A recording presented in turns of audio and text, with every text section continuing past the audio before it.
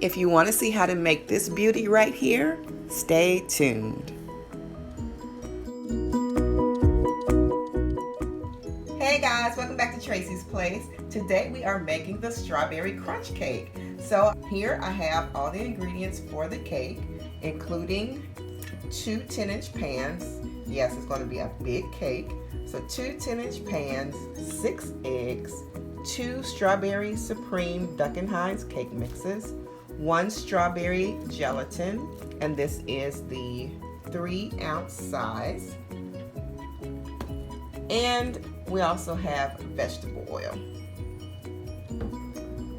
Also to go on the old-fashioned route, and I'm using vegetable oil and all-purpose flour to grease the pans. All right, as you see, we have strawberry gelatin here, like I said, and I don't typically use this for when I do cake mixes, and we're going to use it today because this is a strawberry crunch cake and it's supposed to be just a little bit more flavorful than the regular strawberry cake. So that's why we're going to put a little bit of gelatin in just to help the flavor out. So I'm going to show you step by step what to do.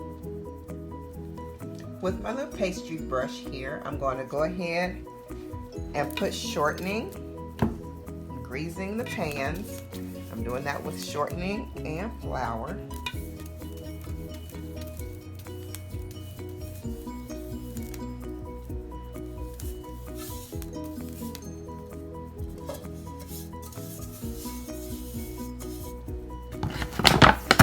All right, they are both greased, both the pans. So I'm going to go ahead and flour both of them.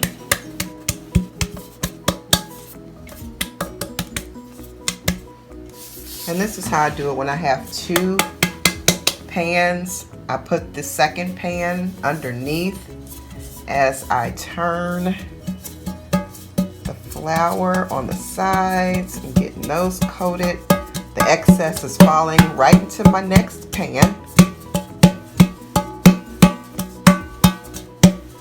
And make sure to get all the loose flour out of there.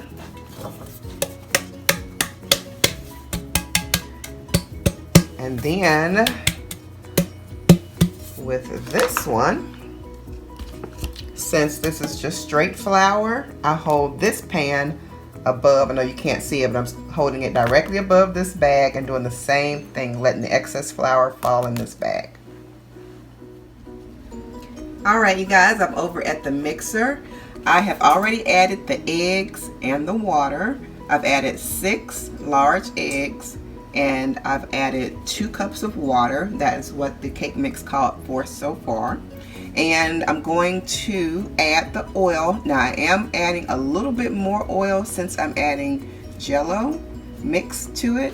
So for 2 cake mixes, I usually use 2/3 cup of oil.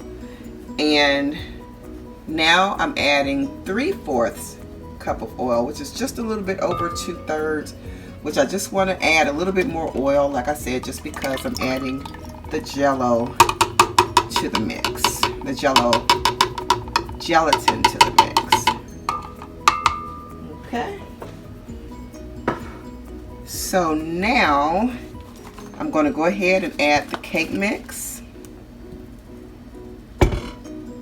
And what I like to do is I like to start the mixer on low. Put this in lock position. I'm going to start this on low. You don't want to scramble your eggs, but I'm getting this cake mix in right after I start the beater going. And as you can see, I'm using the wire whisk attachment for my cakes like this that are not, super heavy. I like to use the wire whisk. It just gets the clumps and stuff out of it better to me. Now for my pound cakes and thicker mixes, I use the flat beater with the bowl scraper attachment. So let's get this in. Okay. Get this in. And it's on low so it doesn't go flying everywhere. Okay, now I'm going to be adding, and this is already just half of an envelope, just opening it up anyway. So I'm going to add till about right here. Some people put a whole pack in for just one cake mix. I have 2 cake mixes, and I'm just going to put a little over a half of this bag. I'm going to leave a little bit in there. Oh, look at that. Making it all pretty and red.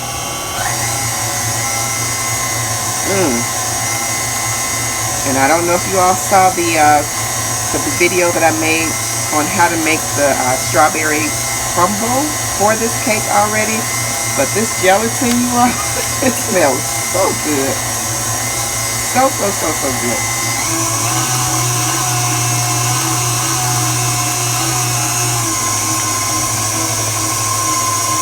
Got just a little more to go. I don't want to overpower. This is already a good mix. I always say, if it's not broke, don't fix it. So I don't want this to taste like a candy necessarily, but I do want it just a little bit more strawberry taste. Since this is a strawberry crunch cake, okay, so it has that much left in it. I'm going to put that aside. I'm going to turn it up. I'm going to let it mix for a couple of minutes. I'll be back. Alright, see how smooth that's looking? It's been beaten for about 3 minutes. So, like I said, I put a little bit more oil in because I had gelatin mix in it. So, I want to keep it moist. And if you want, you can add just not even 1/4 cup more of water, but just a little bit, just a tad bit much more of water. Like I said, not even 1/4 of a cup. But you are adding gelatin, which is, you know, that was a decent amount. So you want to add some other ingredients to kind of help that along. All right. Take my attachment off here. And we're going to go ahead and get it into our pans. Okay, I'm just giving it a quick little stir, and I'm going to pour it into my pans. You want to make sure that it's an even amount so that they can cook up the same. And you might kind of have to go back and forth and eye it. I just eye it. I don't weigh mines or anything. My husband says I'm like my father. We were both very creative, didn't weigh anything, measure anything. When I hang my pictures and everything on the wall and stuff, I don't use the leveler. My husband will use the leveler and, you know, go about it all professionally and everything. But I don't do that. I just eye stuff and it comes out good. So I'm thankful for that little skill. But my father did that a lot, and we took a lot of shortcuts with some things, so you have to know me and my dad. So my husband laughs at that all the time about me. All right, this one looks just a little bit more. All right, I do not smooth it with the spatula. I just kind of roll it around.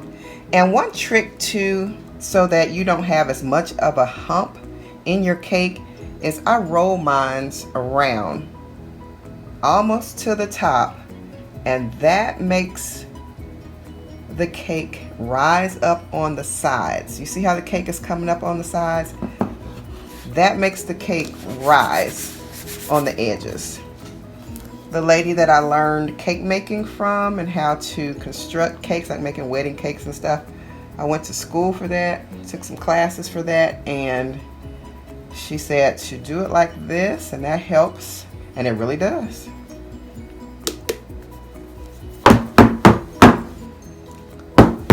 Sorry for shaking the camera.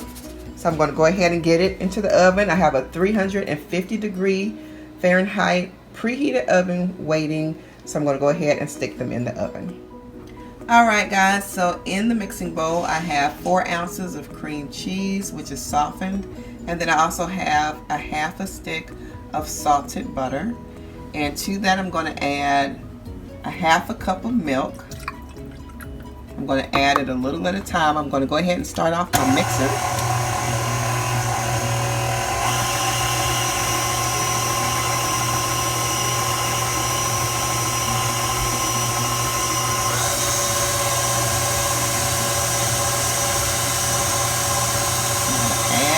Side of the bowl so it doesn't splash everywhere. Adding slowly.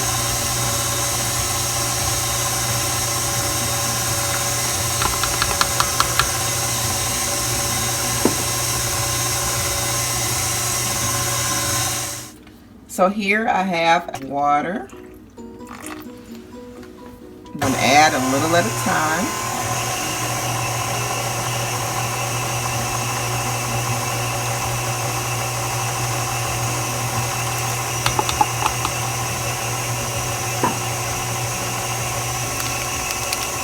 Get that going.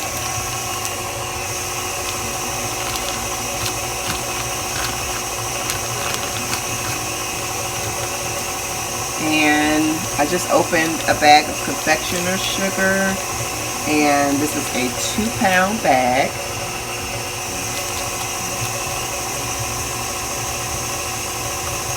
I'm not a name brand. And I'm not a stickler for name brand. If the item or the product is good and it works well, that's fine with me. as long as it's good quality, you know, it's good.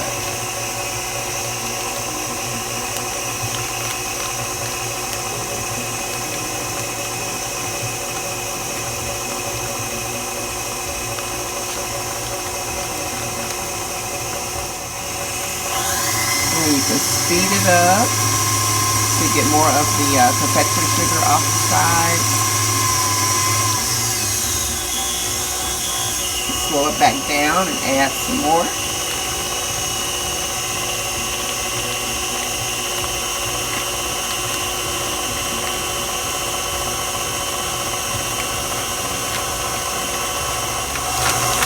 In the description box, I'm going to have the exact amounts that I use.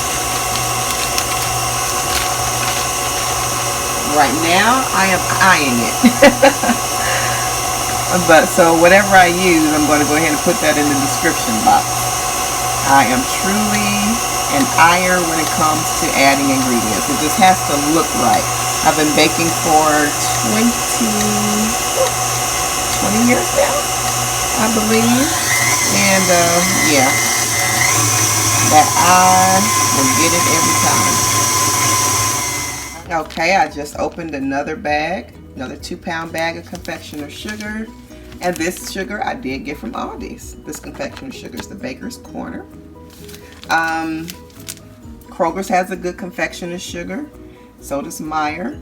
And I don't know what you have in your city. So, but if you've tried it and it's good, you know, go ahead and work with it. All right, let me turn this back on. My seasoning system. Let's slow this down a little bit. There we go.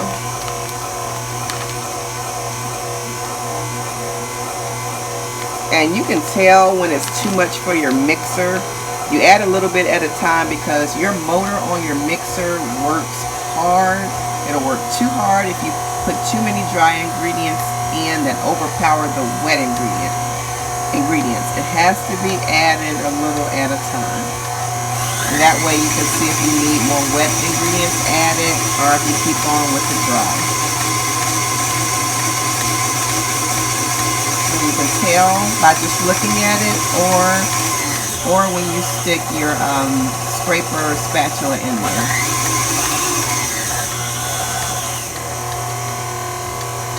It's looking good so far. I'm just going to do a spoon. Clean spoon, of course. And that looks pretty good. And it's stiff. stiff enough to spread, but not liquidy loose. So that's pretty good.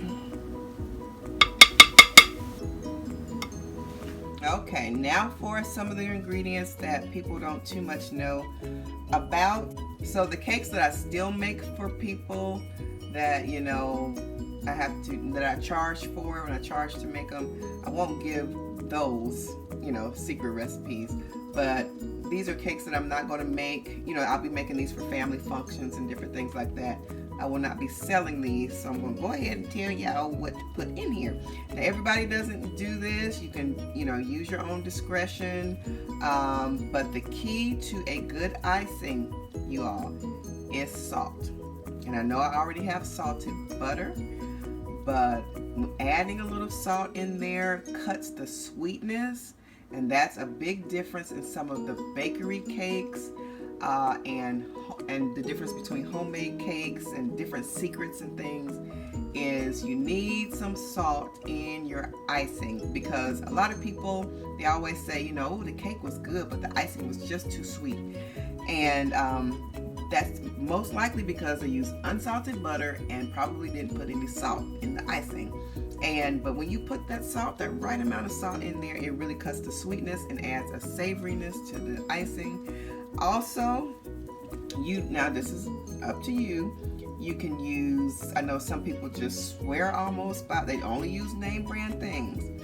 You can do what you want. I have found that vanilla, store-bought vanilla, you know, you have to try different store brands out and different things, but the ones that I have found over the last 20 years, this is a Kroger imitation vanilla. I know some people gonna turn off the camera right now. So I add my flavoring first and then the salt. And I'm eyeing, but I'm gonna tell you, a teaspoon. A teaspoon. I know that looks like more, but it's worth not. I'm gonna turn that on slow.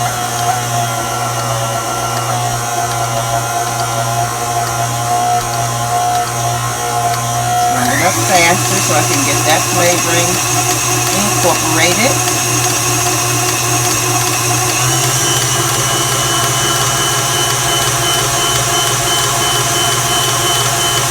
Okay, now I have a half a teaspoon of salt.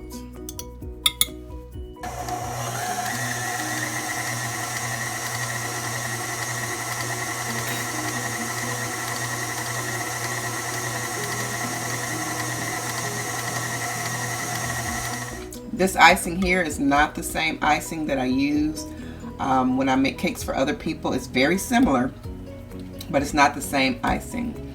So, but play around with different icing recipes and see which ones you want to use. This is a very, very good one. So if you like it, keep it.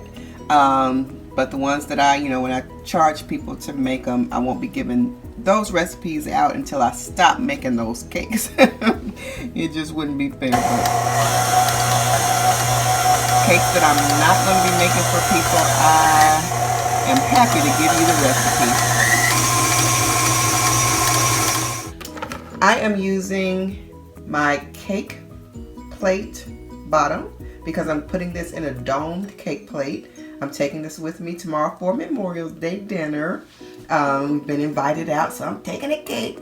And this is the cake that I chose to bring. So anyway, I didn't have any doilies. I don't make cakes too often for people anymore, so I didn't have any doilies with my cake supplies. I just went ahead and cut. What you can do is trace with your wax paper or parchment paper. This is wax paper right here. Just trace your cake pan, make it just a little bit bigger, and cut it out. On here, there's a pat of icing. And see, I've had this a long time. These are cut marks, you all. Cut marks from the knife cutting cakes. But anyway, you put that on the icing. That way this doesn't slide at all. Then you want to put a pat of icing here. And what I like to do is put a pat of icing in the middle and on the sides. So I put a total of 5. That way the cake does not slide off of your cake plate. Alright, and with a large serrated edged knife, we're going to go ahead and cut the layers. I like layers of icing in between my cakes, not just the icing in the center of the two cakes. I like to cut the layers and put icing there. That adds to the moisture of the cake. Alright, but anyway, we're going to go ahead and divide this cake. So I turn it on its side using the serrated knife. I go ahead and I'm just going to cut it right down the middle. And what I like to do is stick the knife right down the center of the cake layer, and I start cutting like so. And I try to get the blade towards the middle of the cake. You just kind of have to get used to the sizes. This is a 10-inch, so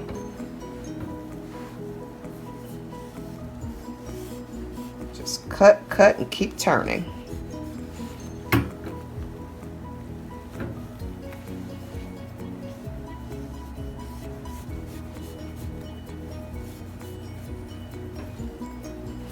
And this is a heavy layer. The bigger your layers are, the heavier the cake will be, so be very careful.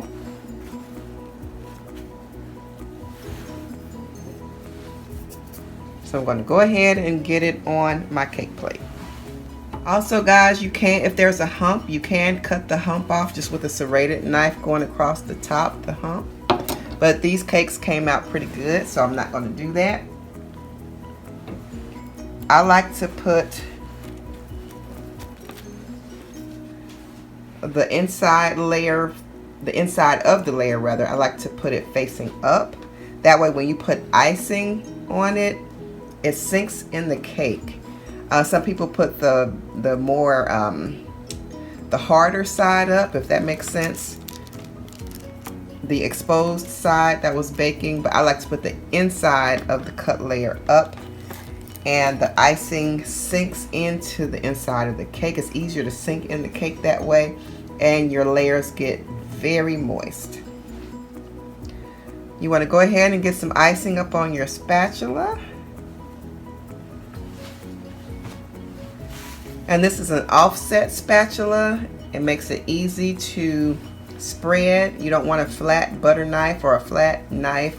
It needs to be raised. And that's offset, that way you can spread. If your knife is flat, it's going to be harder to spread. And when I go back in my icing, this is a clean paper towel, I always just wipe it off so that the crumbs from the cake don't get into the icing bowl. Now it is a little harder to spread because these layers are very tender. As you can see, it's almost in layers. It's very tender, very moist, so you don't want to spread hard. You want to go kind of lightly when you're smoothing over the cake.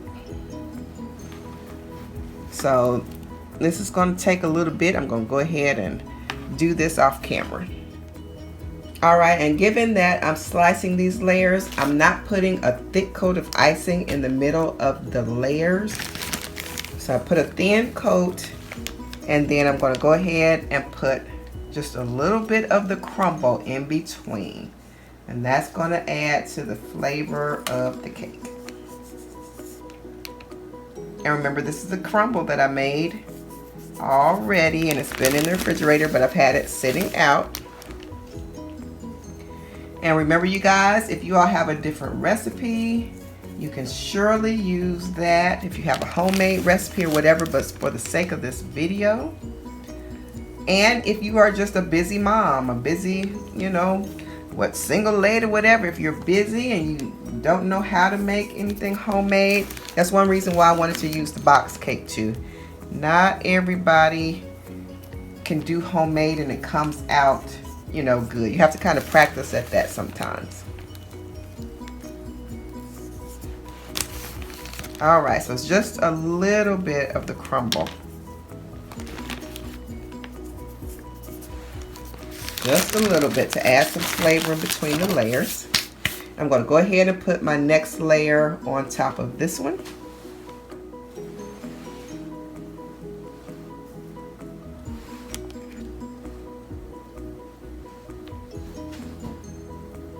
And you can pull the layer. Sometimes it gets bunched up when you're putting a heavy layer on, because 10 inches is getting bigger than your standard 8 and 9, 7, 8, and 9 inch.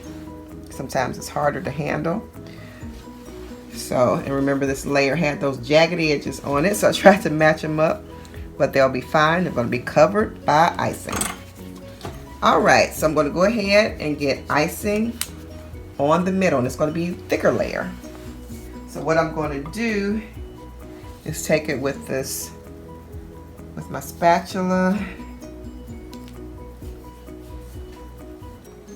and just go ahead and dump some on there in the middle and get it spread out.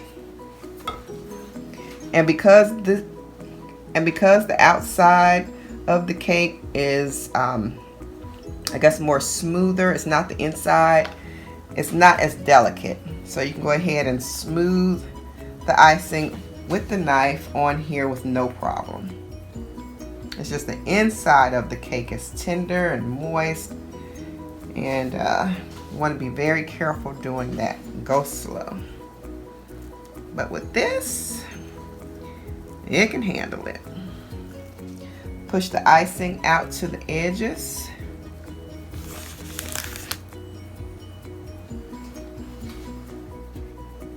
Okay. There we go. On to the next. I'm going to do this next layer off camera, but it's going to be the exact same way that I did this. Okay guys, and just for the sake of the length of the video, I'm going to go ahead and start icing this cake. Some of it will be on, some of it will be off camera. Here we go.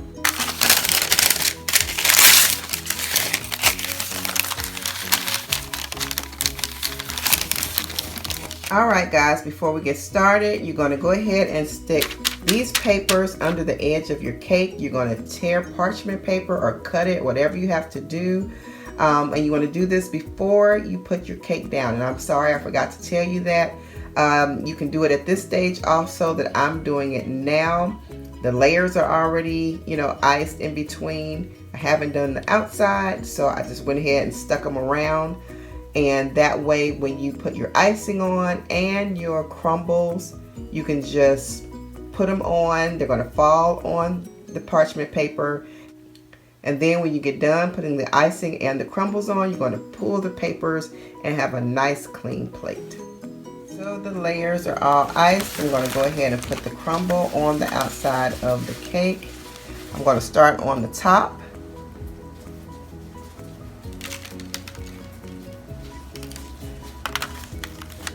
And you want to push down as you go. You just keep going around the cake, and they're going to drop off. Some are going to fall off, and that's okay.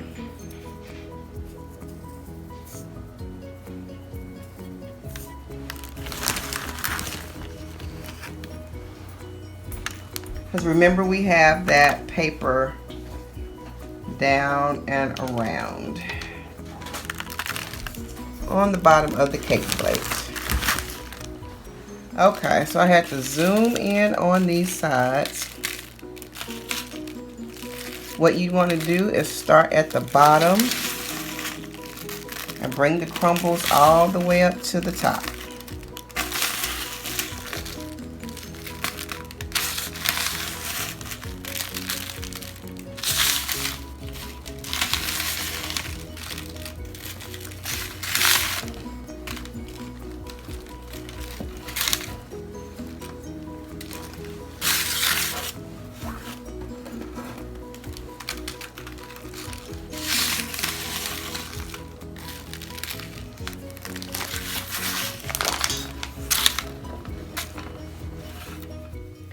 Alright guys, and here is the finished product. It came out so beautiful and it smells so good. So what I'm going to do, the event that I'm going to be taking this cake to, it is tomorrow. So I'm going to go ahead and put the cake into the refrigerator, and it'll be all nice and fresh for tomorrow. All right. If you make this cake, please let me know down in the comment section. Let me know how it turned out for you. If you have any questions, please let me know also. All right, guys, I'll see you right back here next time on Tracie's Place. Bye.